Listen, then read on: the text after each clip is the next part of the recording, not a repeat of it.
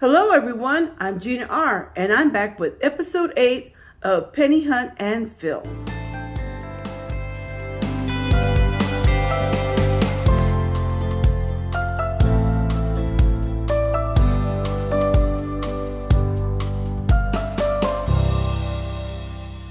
Well, I got another box of pennies, and this should be the last Penny Hunt and Phil for 2022.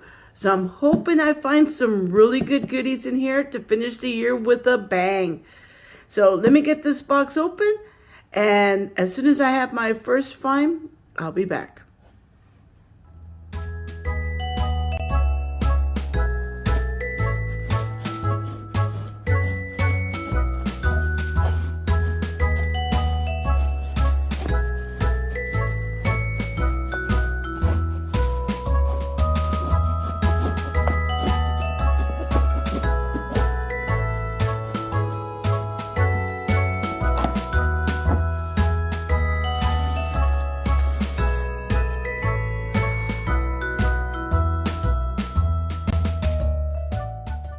Wow. Thank you, William Finds Pennies, for the suggestion. That was so much easier than ripping this box apart. I don't have a lot of strength in my hands, so doing it this way was really fun.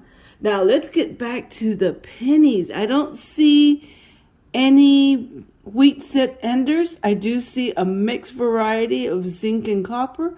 So let's go ahead and let me get my Walker magnet screwdriver out of the way, and let's get this hunt started. Roll number 1. Okay, first find of the box. This is a 1970S, and because if you look at the 9, instead of curling inward, it curls downward. So this would be a 1970 San Francisco large date. Now, if you have a Rob Finds Treasure thing, he does say to look for the small date. Unfortunately, this is not the small date, but still a pretty cool find. Roll number 3, and we have our first wheat cent, a 1945 Denver. That is cool. So we're off to a good start early. Look at that. And there's still a lot of good design in the back. All right, let me continue with my search. All right, we're back with roll number 4, and we have our second wheat cent reverse facing us. And let's see what year it is. A 1955 Denver. Cool. Let me continue with the hunt. Row number 6, and we have another wheat cent. This is our third one. And let's see what year it is. Let me focus. There we go. 1957 Denver. Awesome. Let me continue with the hunt. Row 11, and we have our fourth wheat cent reverse facing. And let's see what year it is. A 1951 Denver. Let me continue with the hunt. Toward the end of row 11, a very nice looking 1 cent Canadian. A 2004. Look at that. This is still in really good condition. And there's Queen Elizabeth. Cool. Let me continue with the hunt. Okay, I'm back with row 11, and I found the 1960D. There are 2 varieties of this one. The top one is the small date, and the bottom one is the large date. This is really cool. Let me continue with my search. Row number 16th, and we have our 5th wheat cent. And let's flip it over. And it's a 1951. Cool, let me continue with my search. Row number 28, and we have our 6 wheat cent. Now, it did take a while for me to distinguish this was a wheat cent because of how corroded it is. But there it is. Let's see what year it is. A 1944. And I think that's damaged in the bottom. That's not a mint mark. But it's a 1944. Cool. Let me continue with my search. Row number 29, and I'm back with my 7th wheat cent, and it's a 1953 Denver.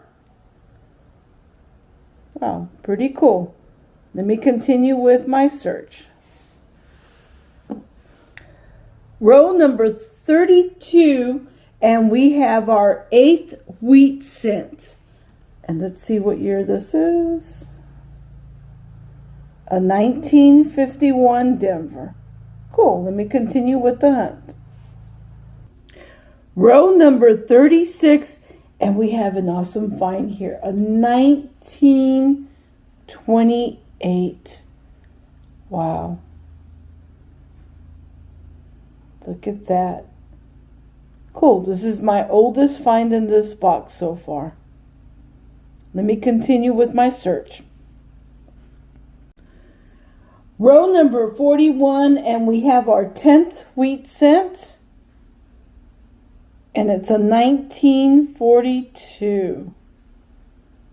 Awesome. Let me continue with my search. Row number 45, and I'm back with my second foreign find, and it's just as beautiful as the last. A 1980 Canadian cent. Look at that. It's in really good shape. Oops, I keep forgetting. And there's Queen Elizabeth II. Okay, let me go ahead and continue searching. Row number 48, and we have our 3rd Canadian, and it's a 1978. Wow, that's pretty nice looking. Whoops, turn it this way. There we go. And there's Queen Elizabeth II. Well, I'm done with hunting this box. I do have some possible upgrades here. I'm going to go ahead and compare these to what I got in the book, and I'll be back to let you know if I did upgrade anything. For my 1909 to 1940, I had no upgrades or any fillers, because this is the one I have a lot of slots still missing. Even the 1928, I already have it. In my 1941 to 74, I do have some upgrades, and let me go ahead and get that set up. For this folder, I'm going to have the 1960 Denver, the 1961 Philadelphia, and the 1971 Philadelphia. I'll be upgrading those. The next folder I'll be upgrading is my 1975 to 1913. So let me go ahead and upgrade those slots. In this folder, I'll be upgrading the 1984, 1985, 1999, and the 2007 slots.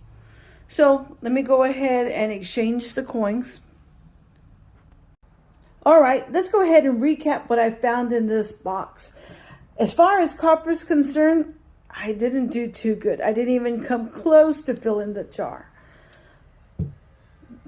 But as far as wheats are concerned, I did so much better than my previous boxes. I found 10 wheat cents, a 1928, a 1942, a 1944, a 1945 Denver, one 1951, and two 1951's Denvers. I also found a 1953 Denver, 1955 Denver, and a 1957 Denver. I did find 3 foreigns. I found a 1978 Canada 1 cent, also a 1980 and a 2004. I found 3 of the transitional years, which is a 1959, and I found a bunch of San Franciscos. Let me start off with the 1969, 3 1970s, 2 1971s, 1972, and 2 1973s. I also did find some anniversary cents. I found the 2017 P, which marks the 100th anniversary of the Philadelphia Mint Facility. And I also found 26 of the 2009, which commemorate the 100th anniversary of the Lincoln cent. So that was pretty cool.